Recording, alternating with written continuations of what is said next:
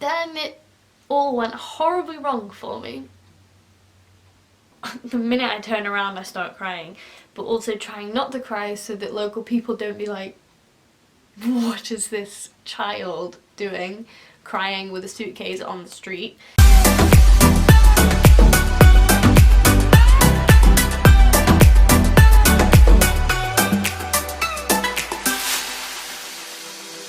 Hey everybody, welcome back to my channel. My name is Rosie and I am a recent graduate of the University of Oxford. I'm just going to apologise for the lighting because it is the evening now. I have pretty much no time this week and I asked you guys if you'd rather have bad lighting and a video sooner or wait, and you said sooner please, so this is it. As you can see from the title, this is just going to be me talking about my interview experience, the things that perhaps I didn't mention in the vlog for whatever reason.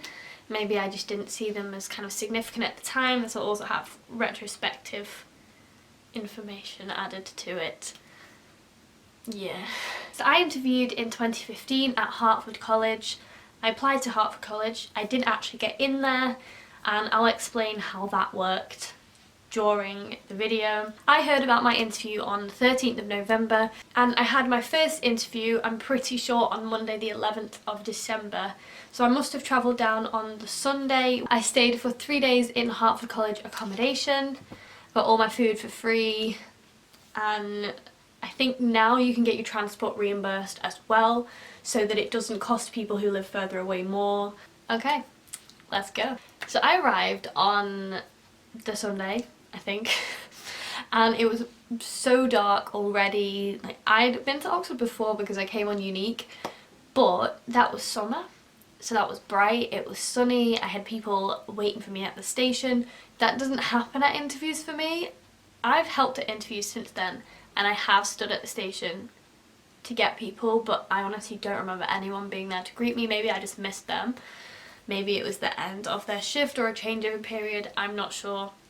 But I had to find my way to Hertford by myself. Like, I was obviously really nervous, but at this point, because I was back in the city that I did Unique on, I was just getting really excited.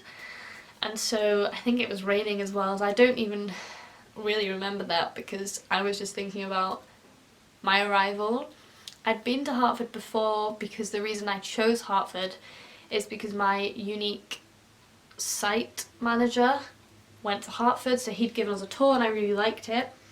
So I knew what to expect. I hadn't seen the accommodation or anything though. When I got there, like I said, it was so dark and I had no idea what I was doing. You were meant to go and like read a board and check in, and I checked in and I got my key, and then it all went wrong for me. I followed a group out of Hertford with one of their student helpers because they'd said that they were taking people to accommodation. So I must have misheard what was going on because I followed them all the way to a college annex, which was about a 20-minute walk in the rain, in the dark, with all my stuff. I also had an extra bag with my sketchbooks in to try and justify to the tutors why I'd chosen to do art textile design as one of my A-levels. So that was super heavy on my arm. I had a rucksack and a wheelie. You don't need that much stuff. I don't know why I took that much stuff, but I did. We finally got to this accommodation and they were allocating everyone rooms, telling them where to go, and then they got to me. There wasn't a room for me. I was panicking at this point, and you know when you just have that like ball here and it just slowly kind of gets higher and higher as you get more like, I have no idea what's going on, my legs are going kind of jelly-ish, and I just remember thinking, I'm not meant to be here, they've not got me on the list, they've not got me on the list. It's a mistake. Eventually they were like, what subject did you apply for? So I said Archaeology and Anthropology. They said, oh no, this is just geography students.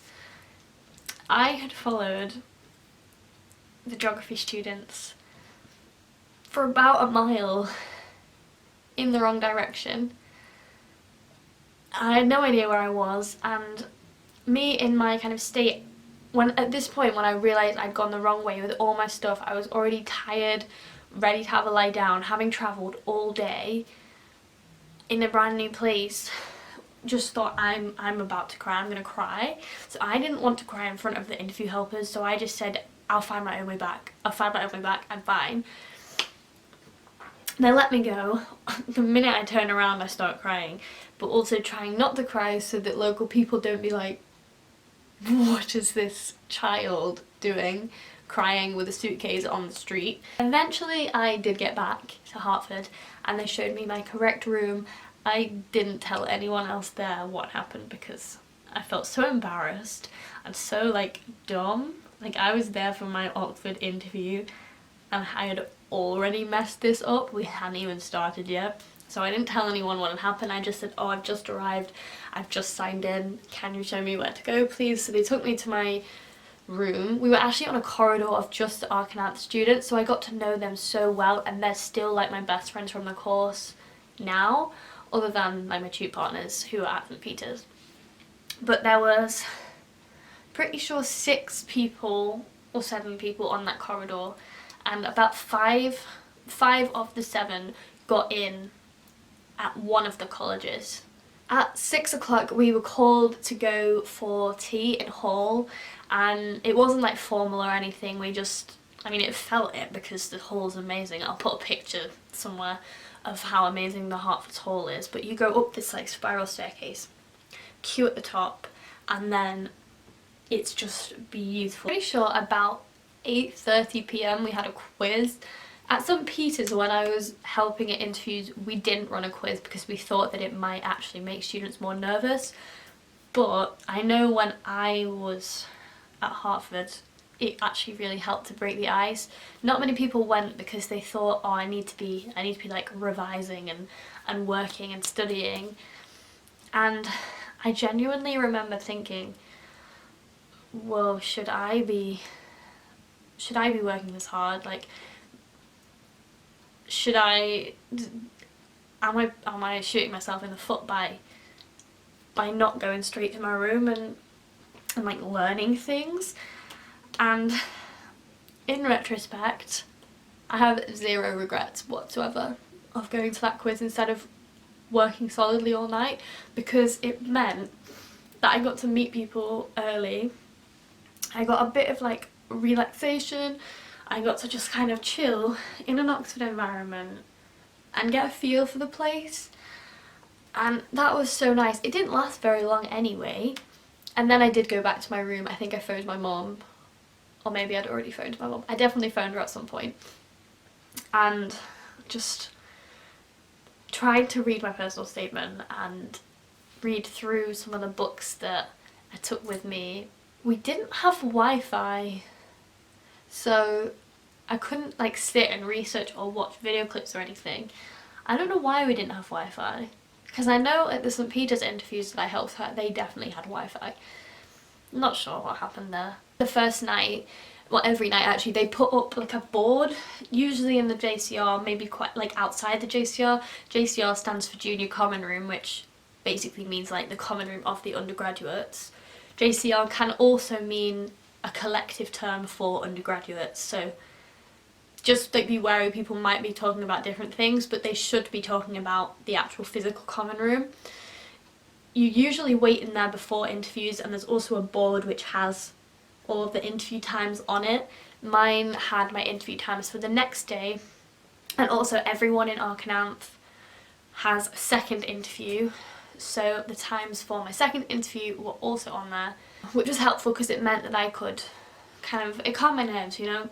Yeah, I didn't really do much else that night, but then I'd also done loads, so I had an early sleep. That's what I did, and you need that, especially because you're in a new environment. So I had an early sleep, and then it was day 1 of interviews.